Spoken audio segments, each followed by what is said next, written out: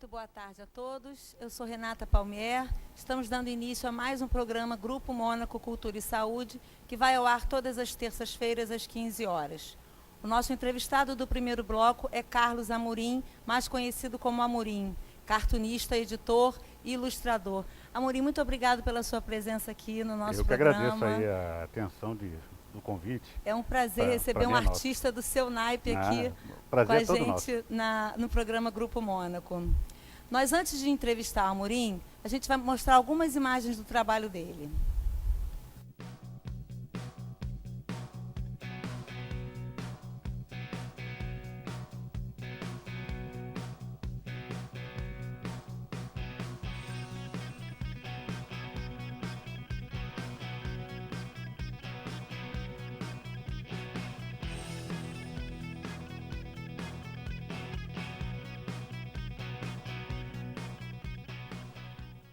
Amorim, sua carreira começou bastante tempo, em 80 no Pasquim, 84, né? Em 84 no Pasquim. Como que começou esse trabalho? Da onde que veio essa coisa do desenho? A gente começa como todo desenhista, né? Assim, você está no colégio, você está desenhando e as pessoas falam assim, você tem que parar de desenhar, tem que estudar, isso no colégio.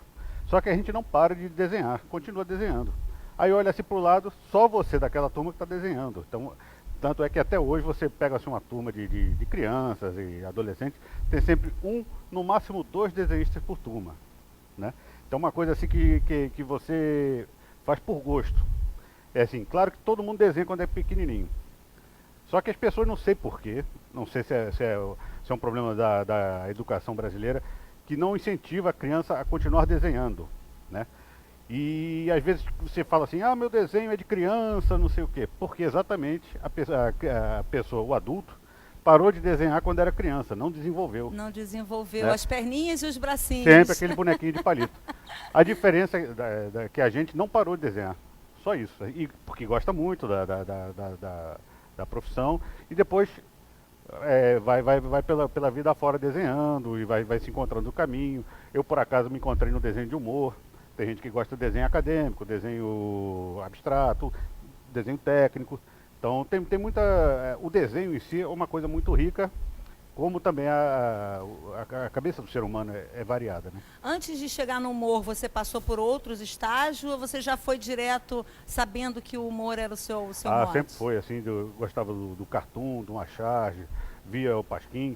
É claro que quando você é criança, você tem a influência de banca de jornal, que é o Tio Patinhas, é o Maurício de Souza, né? Porque a criança só tem acesso, ou na época só tinha acesso a isso, na época eu estou falando em 70 e poucos, quer dizer, hoje não tinha internet, não tinha essa facilidade toda. Então você, para ter uma informação visual, ou você via pela televisão, ou ia para a banca de jornal, que tinha Tio Patinhas e Mônica.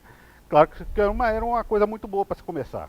E com o tempo você vai vendo outras influências, vai vendo outros trabalhos, outros profissionais, aí vai começando a comparar e você assim, disso eu gosto, disso eu não gosto. Então você vai fazendo vamos dizer assim, o teu aprendizado. Entendi. Né? Assim, porque é uma diferença.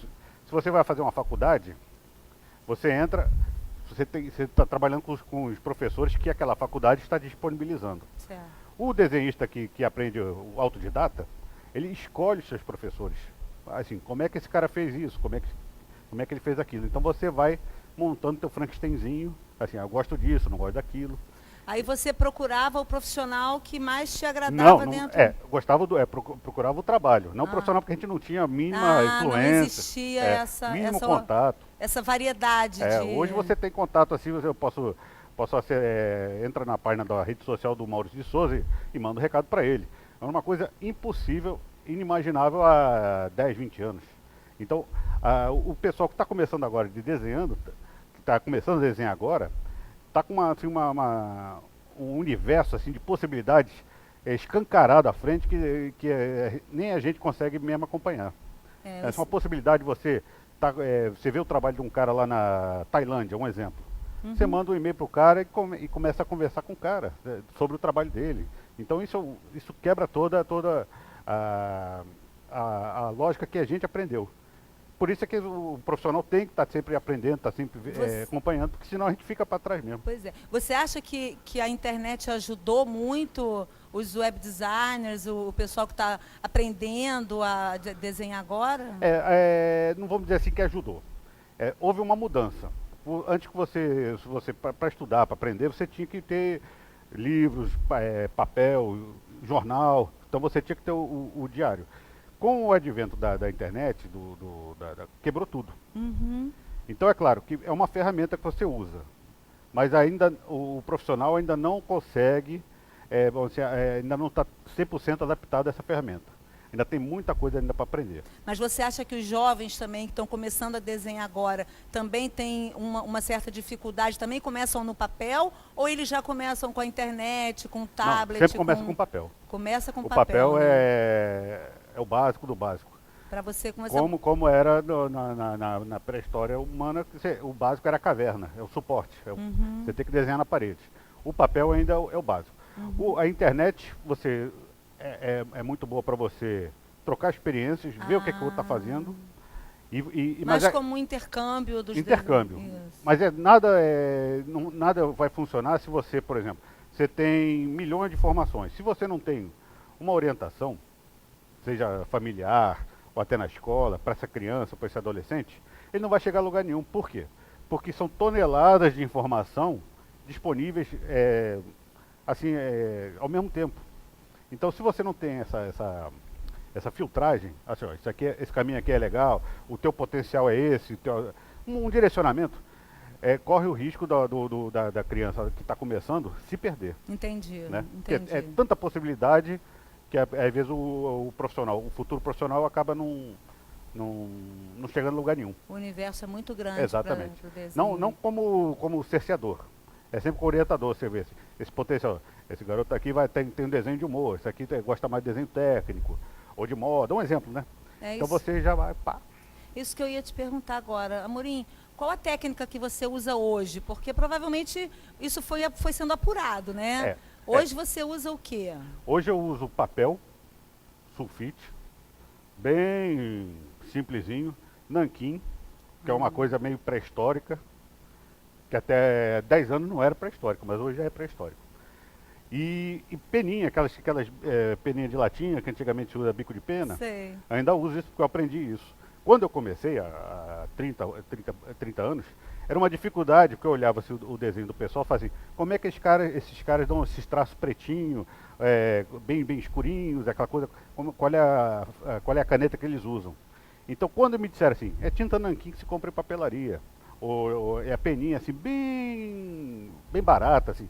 Isso para mim foi um salto tecnológico muito grande, né? Nossa, que incrível. Porque a gente não sabe. Como você chega com a criança e fala assim, ó, tem esses lápis aqui que são, você está acostumado a usar lápis com 5 cores. Se você dá uma caixa de 36 cores... A pessoa fica até perdida, alucinada, né? É muita informação. Então, mas é uma técnica que você... Claro que você tem tablet, tem uma opção de coisa, né? Tem mesa digitalizadora. Mas eu gosto de usar o papel, o nanquim, e atualmente estou aplicando cor. Esses cartuchos que estão passando aqui atrás foram basicamente isso. Papel, lápis, nanquim, e eu dou a colorida no programa. No Muita Photoshop. Criatividade, né, Amorim? Ah, sempre, porque você tem que estar sempre... Não vou dizer que você tem que estar sempre. O desenhista de humor, por exemplo, o humor não é assim, eu sou humorista de 9 da manhã até as 5 da tarde. O humor é um ponto de vista. Você assim, nada é muito sério nessa vida. Né? Então todas as situações humanas têm sempre um outro lado, tem sempre 90% da chance de dar errado, mas não que isso seja fracasso, não, isso é da natureza humana. O erro faz parte do aprendizado. Perfeito. Né? E aí você entra com o erro, a pretensão, que o ser humano é um bicho pretensioso, porque se não fosse pretensioso ainda estaríamos na caverna. O humorista tem que estar ligado no cotidiano, né? Exato. Tem que estar presente efetivamente, sabendo o que está acontecendo, certo. Política, esporte, religião, tem que estar... Exatamente. E você faz com o humor, é como você se manifestar como cidadão, assim, minha opinião. Não é aquele humor de bobo da corte, fazer gracinha, animar festinha, não. É o humor como você dá o outro lado não oficial, né? Que a história registra a história dos vencedores. O humor é exatamente o contrário. Assim, não, mas venceu, mas foi assim, assim, assado. Né? Certo. Então, tanto é que você, quando você vê livros de história, de colégio, segundo grau, usam muito charges. Por quê? Porque é exatamente contando a outra história, não a história oficial. Recontando, né? De uma Recontando. maneira humorística. Aí, né? o humorista fala assim, epa, epa, não é bem assim. Basicamente o nosso trabalho é esse. Epa, epa, não é bem assim. Né? E, Amorim, como é que está o mercado de trabalho hoje? Está em transformação, uma transformação muito rápida, por isso que o pessoal ainda não não botou o pé na situação, não pisou. Ainda não caiu a ficha. Não caiu a ficha, por quê? Porque basicamente os nossos jornais, o nosso meio de trabalho é o jornal. Você falou que nós precisamos estar sempre bem informados, e o leitor, para entender uma charge, ele tem que estar bem informado. Por isso é que as charges eram basicamente uma coisa de jornal. Por quê? Porque o leitor de jornal estava sabendo o que estava acontecendo. Ele vendo a charge, ele já entende o que está escrito ali. Exatamente, porque é como se fosse um diário. Você está escrevendo, por isso que é jornal. Então você está acompanhando o dia a dia. Então quando você vai fazer um tema, fala assim, o governo baixou a medida tal. Você não precisa escrever uma redação para explicar, você faz uma charge que faz a conexão na cabeça do leitor. É sobre isso. A pessoa já liga o desenho. Né? Então o jornal impresso era o nosso carro-chefe. E com essa mudança agora, com a internet, essa coisa toda, estamos num momento de transição. Mas como o jornal, por exemplo, a caricatura não nasceu em jornal, nasceu nas cavernas, nas paredes, nos grafites romanos. As pinturas rupestres. Exatamente. Então essa coisa do ser humano de desenhar. A imprensa mesmo só veio com Gutenberg, 1400 anos depois de Cristo. Então, vamos ter que reaprender tudo. E não precisa ter medo assim, do que está por vir. Eu acho que ainda vem muita coisa boa, vem muita... Como você falou, o mercado está em expansão, é um mercado muito bom. Exatamente. É um mercado promissor, né? Promissor assim, das possibilidades. Vem a Olimpíada aí, né? Tem muita coisa que a gente pode... Pois é, também tem, mas não é aquela coisa assim, vamos buscar medalhas, não. Vamos buscar os erros, né? Vamos buscar os desvios. Essa que é a missão do desenho de humor. Assim, porque é aquela coisa, hoje na preparação das Olimpíadas, ninguém quer saber a dificuldade do atleta, as dificuldades, às vezes o cara não tem nem um dinheiro da passagem para ir treinar. É verdade. Mas um cara desse ganha a medalha, aí todo mundo, Brasil é nossa. Não, a medalha foi de quem batalhou sozinho, solitário, uma briga solitária. Aí o humorista entra vai lá, e conta a verdade. Exatamente, através do humor, através da linguagem. Nós selecionamos algumas imagens do Amorim para você. Dá uma olhadinha aí. Volto já.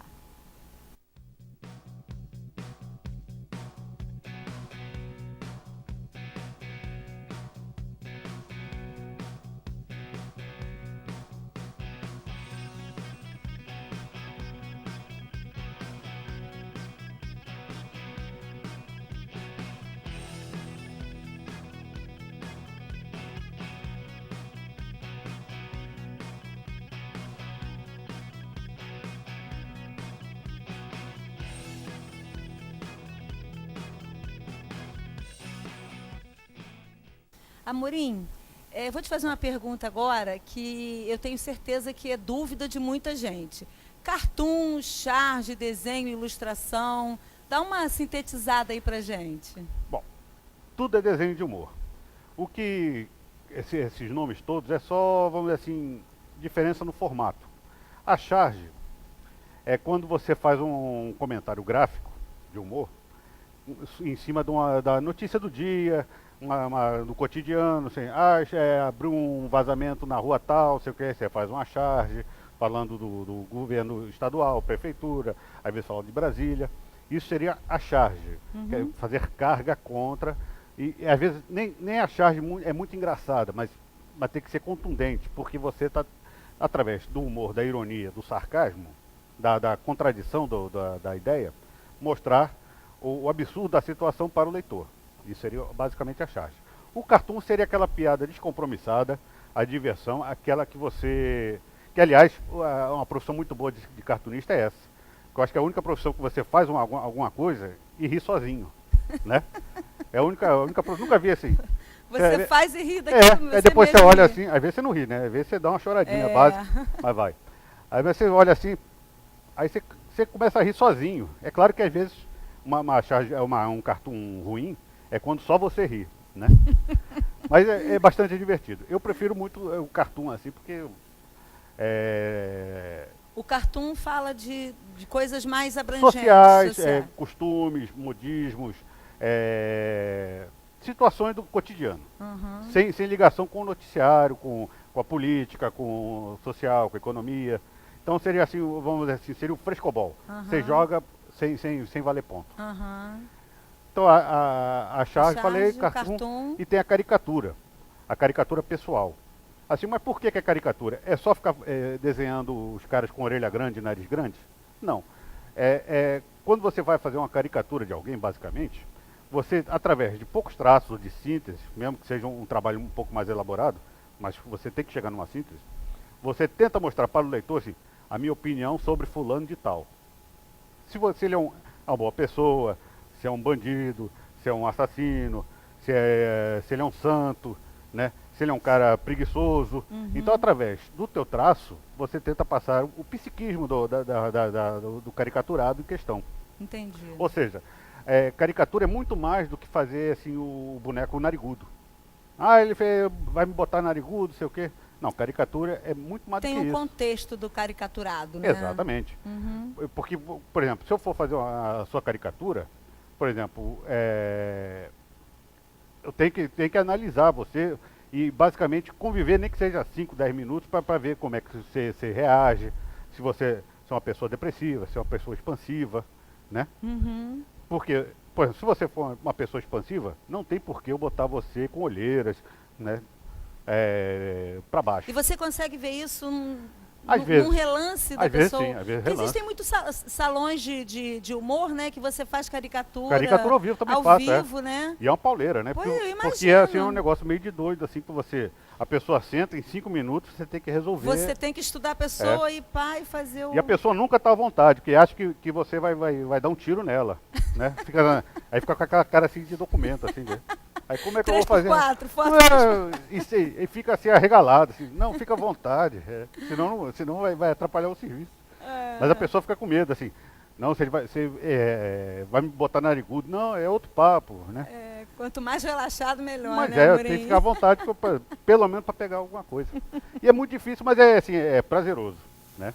Bom. Só que às vezes você, quando é muito serviço, você tem pesadelos horríveis, que é tanta gente assim, olhando arregalado para tua cara. Todo mundo quer fazer, né? E é um sucesso. É um sucesso, né, esse mesmo. tipo de evento. É um barato. Amorim, o Rio de Janeiro é considerado uma população... O carioca é considerado uma população bem-humorada, né? Exato. E isso propicia o humor? Isso ajuda o humorista, o trabalho?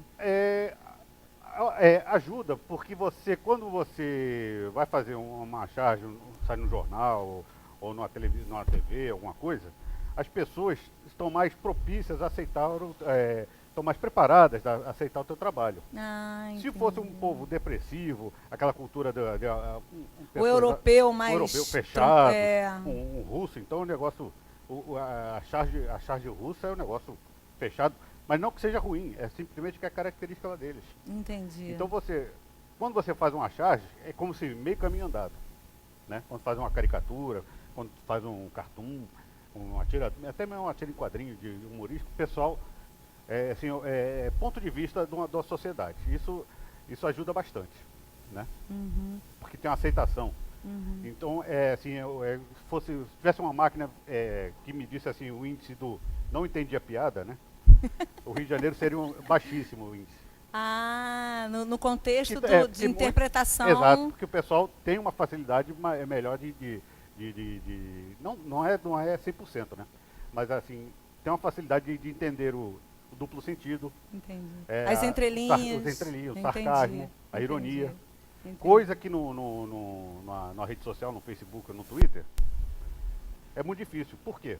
Porque quando você vai falar alguma coisa, você só está com as palavras lá. Não gostei.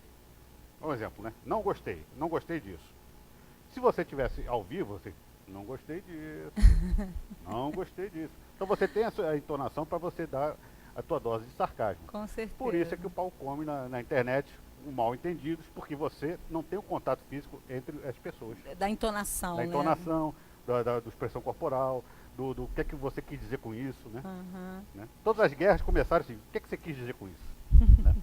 Amorim, você como professor também, né, que a gente sabe que você dá aula, depois a gente vai falar mais sobre isso, você acha que a arte gráfica é menos valorizada do que o teatro, a Totalmente. televisão? Totalmente. Você acha que... Totalmente, porque...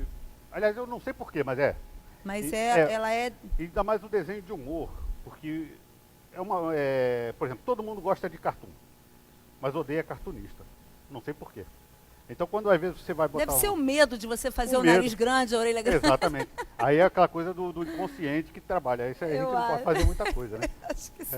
É aquela coisa, a gente chega numa festa, já chega assim, todo mundo de olhando de rabo de olho. Assim, "O que é que eu Ih, fiz?" vai me desenhar de nariz É. grande.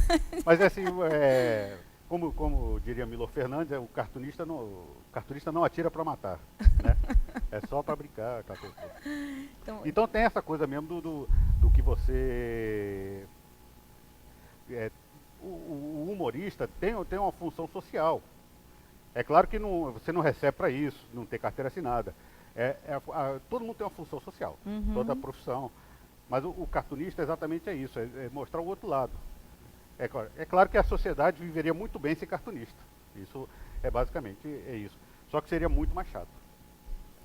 Você trabalhou no Pasquim, né? Que Comecei a gente lá sabe em 84, que foi um berço de muitos... A A maioria, maioria né? Todos do eles. pessoal. Fala um pouquinho dessa trajetória, o Pasquim, o Jornal dos Esportes. O que eu começava a desenhar, aquela coisa de colégio. Aí fui fazer um pré-vestibular, um professor lá maluco daqui, que por acaso nem lembro mais o nome do coitado. Falei assim, por que você não manda os cartoons lá pro Pasquim? Isso em 83, 82. Aí, Pasquim, o que é Pasquim? Não sei o que. Aí vai comprar jornal. Aí para variar, como não tinha informação, não entendi nada do que estava se fazendo. Aí disse, bom, se eu quero fazer isso, eu tenho que me informar. Eu vou saber o que está acontecendo. Então só o fato de correr atrás da profissão já começa você se formar como cidadão, como ter um formador de opinião. Com certeza, né? Então isso devo muito a essa coisa da profissão de cartunista, hoje ser o que eu sou. Ou a culpa de eu ser o que eu sou é de ser cartunista. Então comecei no Pasquim, mandava desenho, mandava lá pro Jaguar, na época já estava quase no finalzinho do Pasquim, durou mais uns 6 anos, terminou em 90. Trabalhava lá com o Pasquim e depois me chamaram também para fazer a diagramação. Diagramação, para quem não sabe, é fechar o jornal. Fechar. Ninguém mais sabe o que é Encaixar, diagramação. né? Hoje em dia vai hoje é ver. todo mundo só no celular. Você fazia a diagramação do Pasquim Fazia também? a diagramação do Pasquim e aí depois eu saí do jornal, fui pro Jornal do Esporte. Jornal dos Esportes. Fiquei lá 8, 9 anos fazendo a charge diária. Aí depois comecei a fazer charge para vários jornais do Brasil todo, assim, de norte a sul, tinha muitos concursos internacionais de salão de humor, porque o desenho de humor não é badalado aqui no Brasil. Lá fora é. Né? Nós pesquisamos seus prêmios, Exato, né? Vários prêmios que o Amorim ganhou, internacionais, nacionais. E lá o pessoal gosta de desenho de humor, tem uma tradição, eles respeitam mais o profissional. Aqui que é essa beleza. Né? Amorim, e como que é ser mestre de desenho? Você dá aula no Senai Arte Gráfica, Senai Arte Gráfica na Tijuca? Na Tijuca, Rua São Francisco Xavier. Na São Francisco Xavier. 417. 417. Você tem alunos, são turmas, por período? É por turma, fecha turma, por semestre tem uma turma, depois fecha outra. Né? E agora, no momento, você está... Está em inscrições abertas, deve estar fechando uma agora em maio. Inscrições abertas, Senai Artes Gráficas na Tijuca, professor Amorim, Carlos Amorim, mais conhecido como Amorim, nosso querido mestre. Muito obrigado pela sua presença aqui, Amorim, no nosso programa. Foi um prazer. Encerramos o nosso bloco de cultura com a presença do Amorim, agradecendo mais uma vez. Obrigado. Espero vocês na próxima terça-feira, às 15 horas.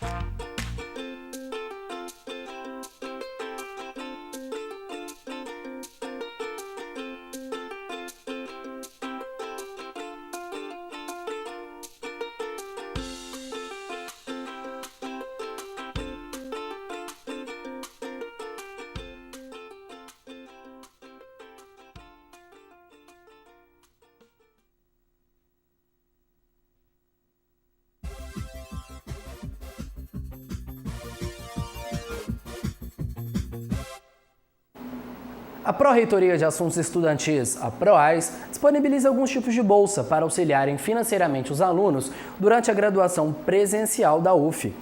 Os editais são divulgados no início de cada semestre letivo. Fique atento aos requisitos de cada um.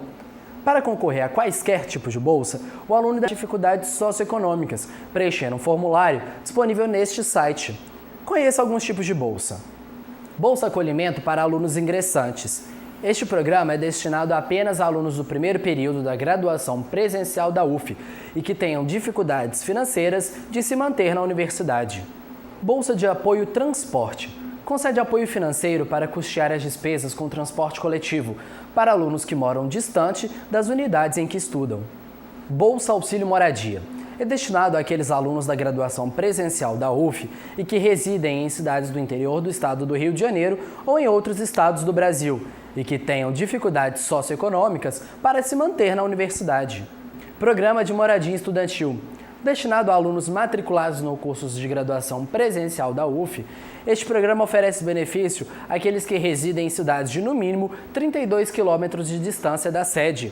É um programa que oferece estrutura física para os alunos residirem durante a graduação. Vale ressaltar a diferença da Bolsa de Auxílio Moradia e do Programa de Moradia Estudantil.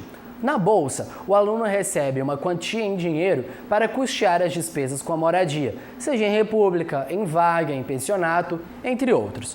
No Programa de Moradia Estudantil, o aluno reside no alojamento da universidade, situado no campus do Graguatá. Para mais informações, acesse www.proais.uf.br.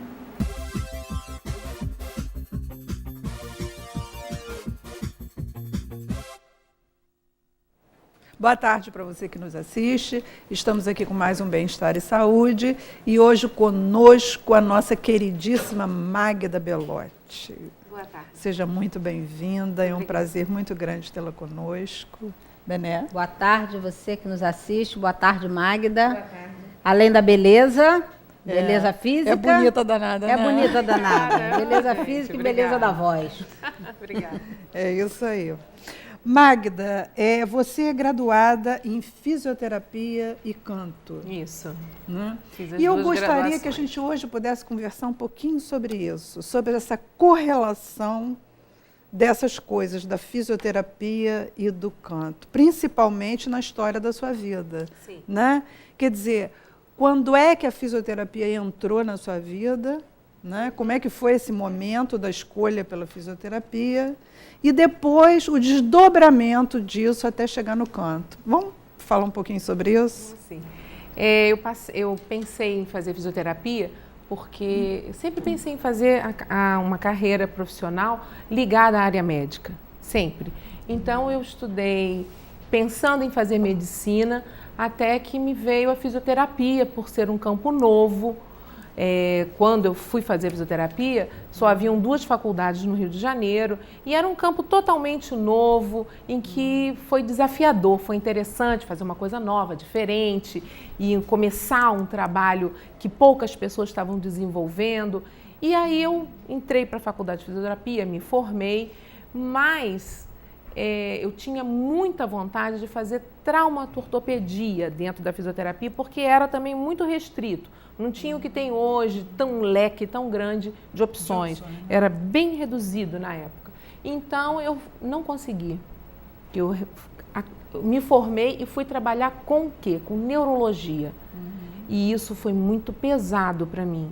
Eu fui trabalhar de sequelas neurológicas, e eu fui trabalhar na APAI.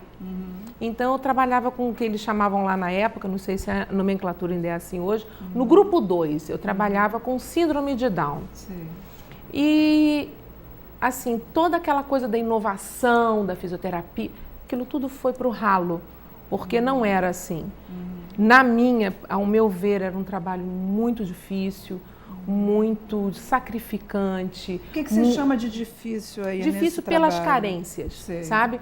A APAI... Pelos suportes que a instituição não encontrava? Exatamente. Então, era uma carência geral. Carência física, carência econômica, carência, carência afetiva, carência nutricional. dos pacientes, né? Era tudo muito difícil, muito difícil. E isso foi... Eu não esperava uma coisa assim, eu era recém-formada. Uma demanda que provavelmente te sufocava em termos de você se sentir extremamente exigida. Né? E eu querendo fazer as coisas e sempre muito engessada. Não podia, não tinha. E, poxa, mas se botasse um sapatinho nesse pezinho, mas a mãe não pode comprar o sapatinho. Aí você ia num lugar, puxa, vamos fazer uma parceria, dá um sapatinho, faz um preço mais baratinho. Não interessa. Você, meu Deus, entendeu? Então são coisas que você fica... Eu corri atrás um tempo, andava com assistente social, vi coisas que eu não imaginava que veria, né? Situações de pacientes, e isso tudo me deixou muito frustrada. Muito. E fazendo tudo isso, eu já cantava de brincadeira. Era uma brincadeira. Eu cantava música popular e ia para bar, e o cara dava pizza, eu cantava com o microfonezinho, e achando aquilo uma delícia, né? E me acabava sábado, e sexta e sábado era a minha hora de, agora eu vou cantar, né? E cantava, o povo, sabe aquela? Sei! Aí cantava aquilo sem compromisso. Até que o bar que eu fui cantar, era um bar em Piratininga, enchia. As pessoas já iam porque tinha boa música e tal. E o cara dava pizza e agradava daqui e dali, até que cobrou um cover. Aí a gente, mas cover. Isso você ainda fazia, quer dizer, esse cantar nessa época, ainda, de certa forma, nessa época, você estava trabalhando com fisioterapia. Estava trabalhando com fisioterapia. Quer dizer, eram coisas que aconteciam paralelamente. Né? Aí eu... Segunda-feira, pegava aquilo tudo de novo, aqueles pacientes, aquela lenga-lenga. Aí sexta-feira, eu ia cantar no bar. Mas eu ficava muito rouca. Eu ficava totalmente acabada. Era sábado, eu não tinha mais voz para nada, cantava quando acabava domingo, não era ninguém. Puxa, aí um amigo virou e falou, por que você não estuda canto? Eu falei, estudar canto? Como assim estudar canto? Era um universo muito distante do meu. Ninguém na minha família, ninguém fazia música, ninguém fazia arte, ninguém ia show. Eu ia com amigos, tipo, vamos ali, sabe? Mas não era uma coisa assim, ouvia-se música, tinha-se vitrolinha, disquinho, eu gostava, e eu tinha primas que acompanhavam MPB, então essas coisas todas eu conhecia, né?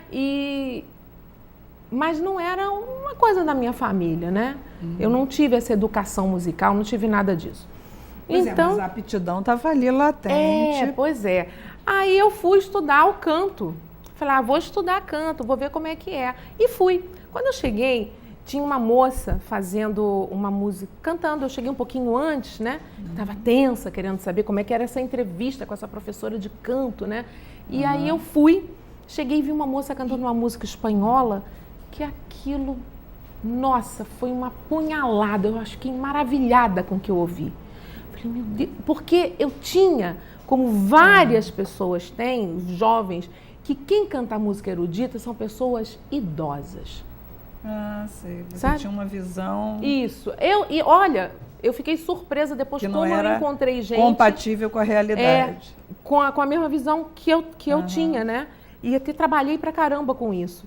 Mas, enfim, eu fiquei pasma com aquilo tudo e eu falei, que coisa linda, a moça foi embora. Eu tive a entrevista com a professora. No final de tudo, eu perguntei para a professora assim, escuta, eu posso cantar o que essa moça estava cantando? Ela falou assim, pode. Eu posso cantar o que eu canto? De brincadeira, assim, no bar? Ela falou, pode. Você pode cantar o que você quiser, desde que você saiba diferenciar os estilos e você tenha o suporte da respiração, ou seja, a técnica, para você fazer o que você quiser. Uma coisa pode vir a influenciar a outra, mas não é coisa para se pensar. O que você quer? Você quer fazer isso também? Eu falei, quero. E aí eu comecei a estudar o canto erudito de uma maneira muito lúdica, vamos dizer assim, sem falar, olha, você tem que estudar isso, mas você só vai poder cantar isso. Não tive esse tipo de prisão, de limitação. Não. Você pode cantar. Então, eu não era profissional. Eu queria ser feliz. E aí eu fui. Aí eu comecei a cantar, fazer essas aulas de canto, e isso era uma bênção para mim. Era a hora, assim, era o dia da semana que dissolvia todo aquele peso que eu sentia com a fisioterapia. Eu não tinha o prazer que os meus amigos fisioterapeutas tinham. Mesmo que eu consegui várias vitórias com vários pacientes, mas aquilo não havia motivação suficiente para dar continuidade. Não havia. Eu era feliz, mas quando eu cantava eu era extremamente feliz. Aí eu fui e comecei a estudar canto, até que essa professora virou e falou assim: Magda, estão precisando de um reforço num coro de ópera. Já tinha 3 anos que eu estava estudando com ela. Ela falou: um reforço, você não quer fazer a prova? Sabe aquela coisa assim? Eu não sou cantora, eu sou fisioterapeuta. Eu quero. Aí eu fiz a prova, menina, eu passei. Eu passei e da noite para o dia eu estava dentro do coro Ópera Brasil. O coro do Fernando Bicudo, um coro respeitadíssimo que fez e aconteceu no Rio de Janeiro, em São Paulo, em Manaus. E foi assim, trouxe grandes artistas da cena lírica, e sabe? Como é que revelou foi, Magda, grandes artistas. Foi sensacional. Familiarmente falando, né? Houve alguma ajuda dos seus familiares nessa decisão? Teve. O meu marido foi assim... Da sua segunda escolha, né? Foi uma segunda escolha. Foi uma segunda escolha. Meu marido foi assim a pessoa que abriu a porta para mim e falou: vai. Vai, porque se você não tentar ser a cantora que seu olho brilha quando você pensa em cantar, se você ficar sendo fisioterapeuta e cantora, você nunca será uma grande fisioterapeuta, nem nunca será uma grande cantora. Ele falando para mim, são coisas muito... Ele te via muito dividida. Ele me via muito dividida, porque eram 2 mundos muito diferentes. De manhã, eu lidava com um paciente que não tinha calçadinho para botar, não tinha comidinha para comer, não tinha um pai, não tinha uma mãe, era uma avó que criava, os pais... Sabe, situações assim de vida muito difíceis. E de noite... Né? Horrorosas. E de noite o pessoal falando: gente, Plácido cantou na temporada do Metropolitan, foi maravilhoso. Ou seja, 2 coisas totalmente diferentes. E eu no meio daquilo. De dia, aquele sofrimento, aquela coisa, e de noite, aquele glamour, aquela gente. Eu achava todo mundo muito alucinado, né? E você canta em francês, e você canta em italiano, e você canta em russo. Aí você, meu Deus, e você canta, né? E todo mundo viaja naquilo, e você, de repente, é um personagem. Você é uma cigana, você é uma freira. E aquilo era fascinante, né? Pois é, mas eu acho que você pode, agora, nesse momento em que você já trilhou um caminho dentro da música, e aliás um caminho brilhante, eu acho que você já pode dizer para nós, traçar assim, alguma correlação, né, entre a fisioterapia, entre a música, e o que você conclui daí? No que a música pode ajudar determinados tipos de sequelas, determinados tipos de pacientes com determinadas patologias, em termos de superação? Quer dizer, hoje, como é que você vê isto? Pois é, e eu sempre relacionei, por exemplo, a respiração do cantor, ela é uma respiração muito possante, a gente tem porque tem um estudo o tempo todo, você tem que fazer a respiração diafragmática, né? E a fisioterapia já vem disso, né? Então eu já vim com isso pronto, dessa respiração, e você vê que, por exemplo, quando eu vim da fisioterapia para a música, eu acho que pelo fato de eu ter participado de várias situações de carência, eu tinha sempre o pé mais no chão do que muitos colegas. Muitos colegas devaneiam demais.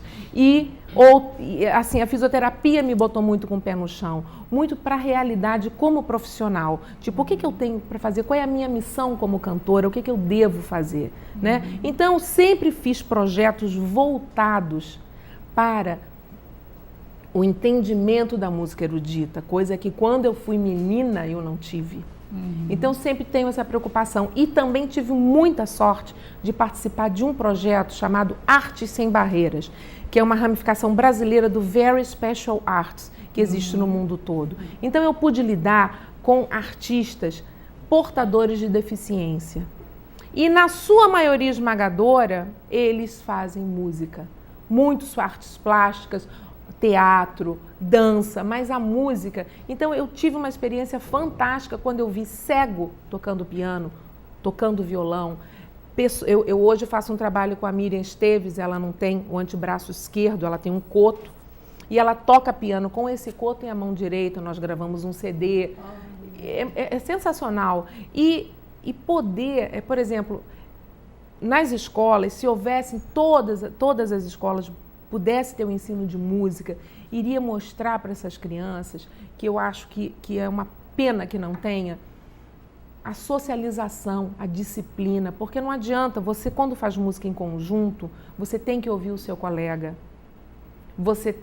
Quando você canta num coro, como hoje eu canto... É um treinamento em termos de cooperação total. E harmonização de um grupo muito grande. Muito né, grande. Então você faz com que essa pessoa, que de repente em casa não tem uma disciplina mais rígida, não digo rígida, mas um pouquinho mais rígida, você com a música você tem que ter. Que não adianta você cantar mais alto ou tocar o seu instrumento forte e o seu coleguinha que está do lado tocando também, o dele, você não faz música assim. Você só faz música quando todo mundo pensa da mesma maneira, ou seja, quando vamos há um entrosamento, vamos fazer música.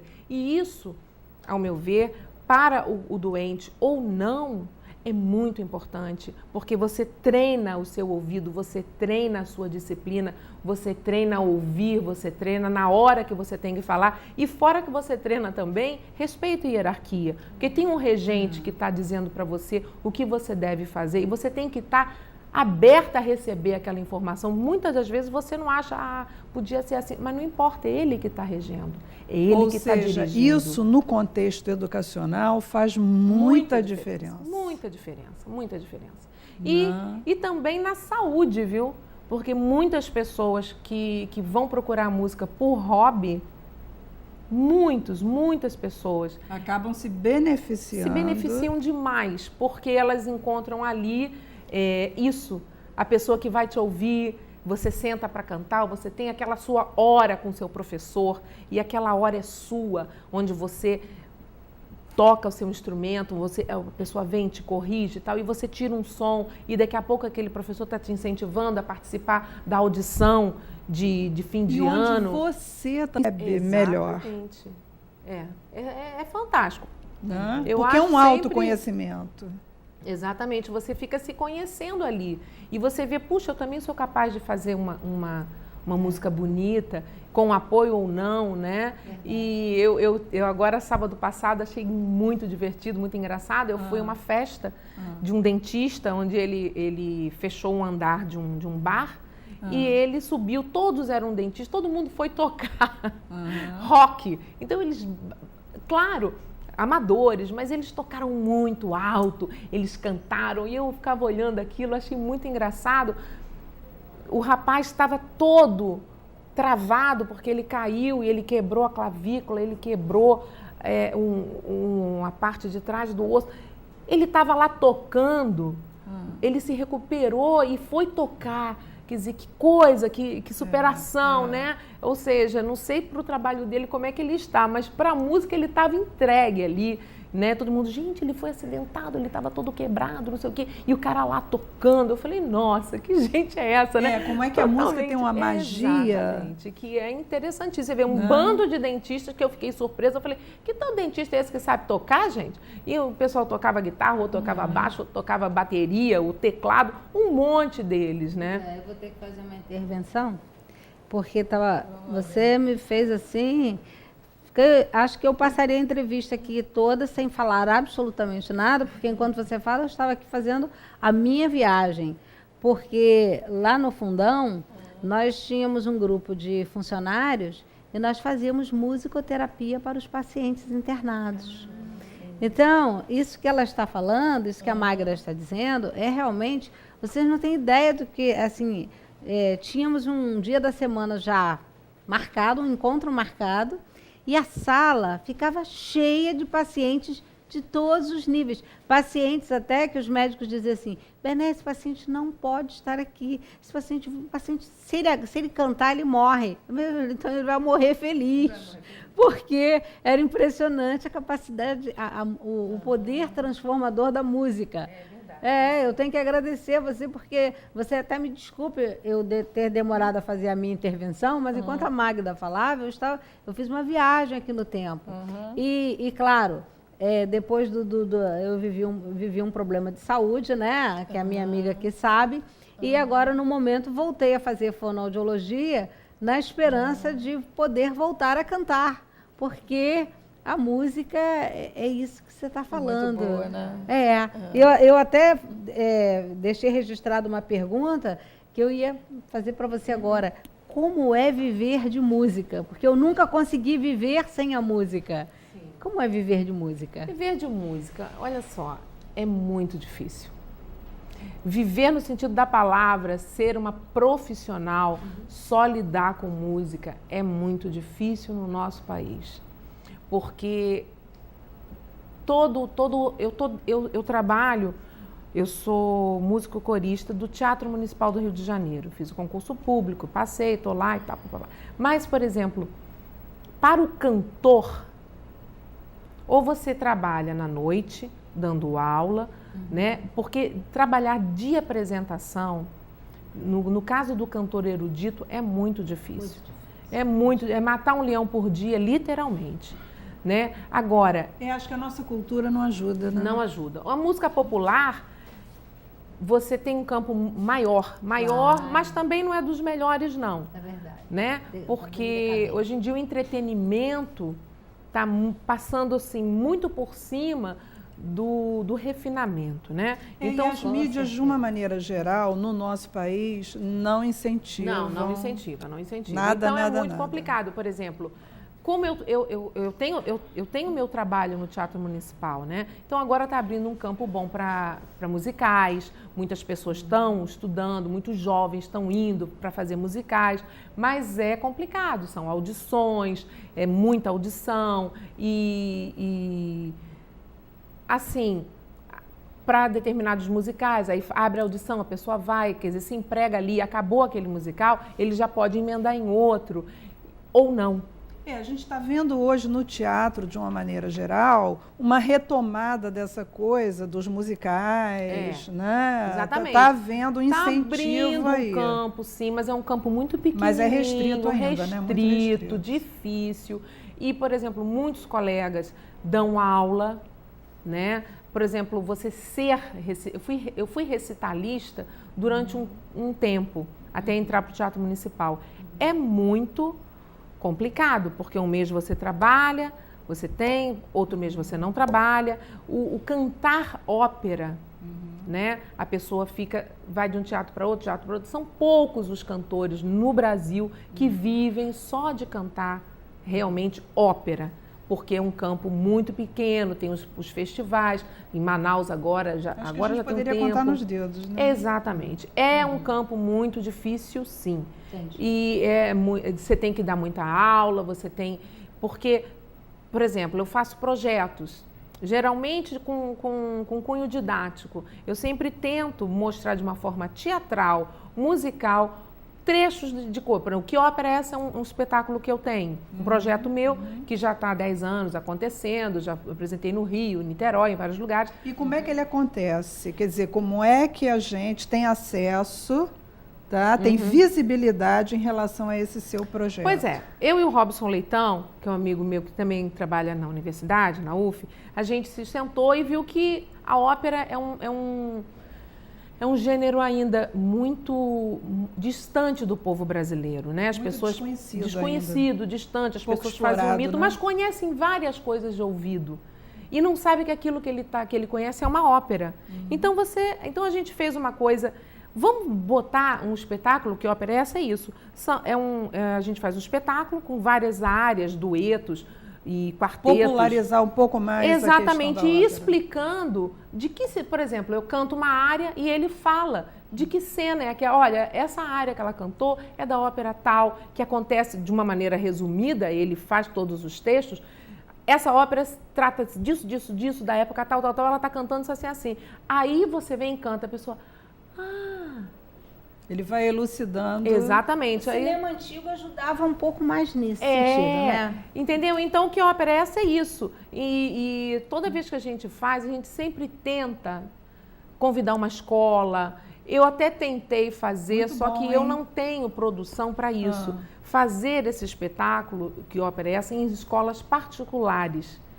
Porque, por exemplo, eu vejo pelas minhas filhas, né? Hoje já são 2 moças, mas no início as amiguinhas, as mães das amiguinhas, eu nunca tive contato com isso, que bacana, que legal. Então começou, eu sempre falei, pô, vem e tal, aí dava desconto pro colégio da minha filha para assistir, para incentivar.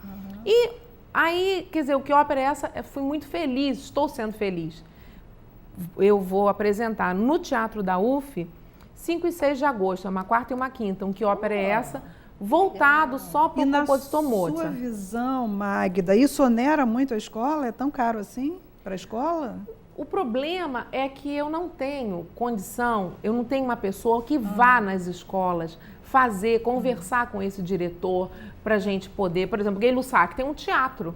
Tem. Por que não fazer? Excelente, entendeu? Então eu tenho que chegar lá e é complicado, porque a vida é corrida. Eu já sentei com o Robson, a gente já fez, já planejou isso tudo, seria muito legal. Só que a gente não tem esse tempo, eu teria que ter uma pessoa para fazer esse trabalho para mim. Mas que seria, assim, super interessante. Mas você pode deixar o seu contato aqui, que, aliás, eu vou pedir para você colocar agora o seu contato para as escolas que quiserem, não é, encaixar isso na sua programação. Né? Entrarem em contato com você, deixa o seu contato. O projeto é bem interessante porque a gente se propõe a dar uma aula antes. Preparar os alunos aquela plateia para eles assistirem o espetáculo, que é bastante interessante, é curto e é muito informativo, muita coisa. Então fala o contato. O meu celular é 999-53-7001. Vamos repetir? 999-53-7001. E o meu e-mail é mgbelotti, LLOTI, tá? O Belotti aqui, @terra.com.br. mgbelotti, o Belotti é com LLOTI, @terra.com.br. É o meu e-mail. Que beleza, e também que projeto tem o meu nome maravilhoso, no Facebook, o que é tranquilo. Pode sim. O que uma pessoa que não entende absolutamente nada de música, mas adora música, pode fazer para começar a cantar? Olha, vá a um conservatório ou procure uma pessoa, eu não dou aula de canto agora, não dou mais, mas... E fala, olha, eu queria muito aprender a cantar, procure um coral. Um coral é fantástico, porque você vai ver todo tipo de gente, você vai... aquela coisa, você vai interagir. Às vezes você tem vergonha, aí você vai ver, quando você vê, você está soltando sua voz. Quando vê, a coisa acontece tão natural, mas é super fácil, é super fácil. Vai a um conservatório, procura um bom professor e você vai se adaptando ao professor, o professor a você, às vezes não é aquele, aí você muda, mas tem que dar esse primeiro passo. Aqui em Niterói você tem alguma indicação de onde uma pessoa, nessa posição que a Bené falou, ou seja, nunca tive contato com música e tal, quer dizer, qual o local que ela poderia Olha, nós temos isso? aqui boas escolas de música, tem o Conservatório da Presidente Bacher, tem o do Centro, tem uma escola perto da rodoviária também, são várias, tem uma escola no Fonseca, naquela ruazinha. Centro é ali na Rua São Pedro, Rua São João? Isso, em frente ao Jardim São João, de esquina. Aquela escola é antiguíssima. Muito isso, antiga, e tem bons... Tem fácil acesso. Exatamente, tem boas pessoas dando aula. Na Presidente Bacher, qual é a altura da Presidente Bacher? Entre Gavião Peixoto e Mendes Sá. Ali também tem um conservatório. Entendi. Esses 2 de Niterói são reconhecidos, se a pessoa quer um diploma de curso técnico, ou tem cursos livres e cursos regulares, mas tem assim E quando é mesmo a sua próxima apresentação, que é para a gente divulgar bastante? Eu vou fazer 5 e 6 no Teatro da UF, o Que Ópera é Essa? E dia 20 de agosto, um outro projeto 5 meu. e 6 de junho. De agosto. Ah, de agosto?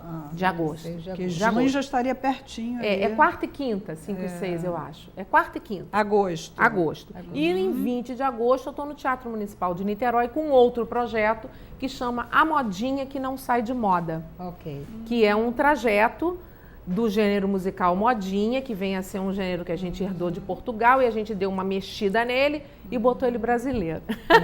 Então eu venho da modinha colonial, passando pela modinha imperial, passando pela modinha moderna, chegando a hoje, que é a modinha contemporânea.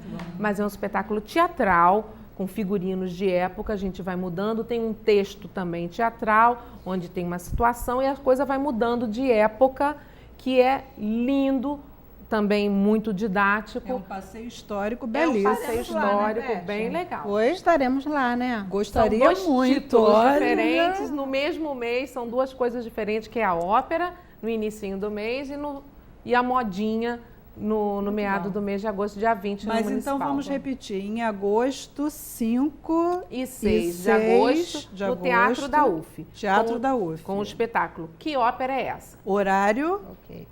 A UF acho que é às 20 horas. Tá. E o teatro, e dia 20 de agosto, Municipal de Niterói, A Modinha que Não Sai de Moda, Horário? às 19 horas. Eles 19 mudaram o horário que eles Ok. me avisaram. Vou divulgar. Magda. Perdão, no dia 3, eu vou fazer um espetáculo beneficente com A Modinha que Não Sai de Dia Moda. 3 de Agosto, tudo em agosto. agosto. Ó, gente, tudo em Tudo em agosto. agosto. Dia 3 de agosto, na Igreja Presbiteriana de Copacabana, onde o ingresso é um projeto que eles têm. O ingresso é você levar um alimento não perecível. Ok. E tudo que vai ser arrecadado na Presbiteriana de Copacabana é doado para instituições Ok. carentes. E a gente Então, vai abrir o mês. Para você que nos assistiu, zeramos nosso tempo. Magda, vou pedir suas despedidas. Gente, muito obrigada, Nós é que Benê, agradecemos. Beth, muito obrigada Tá? pelo convite a todos vocês. Para E você que nos assistiu, nosso beijo, né? nosso beijo, isso aí. Até Bené? terça, se Deus quiser. Viva de música, muito bom. É isso Opa. aí. Até o próximo programa. Mas...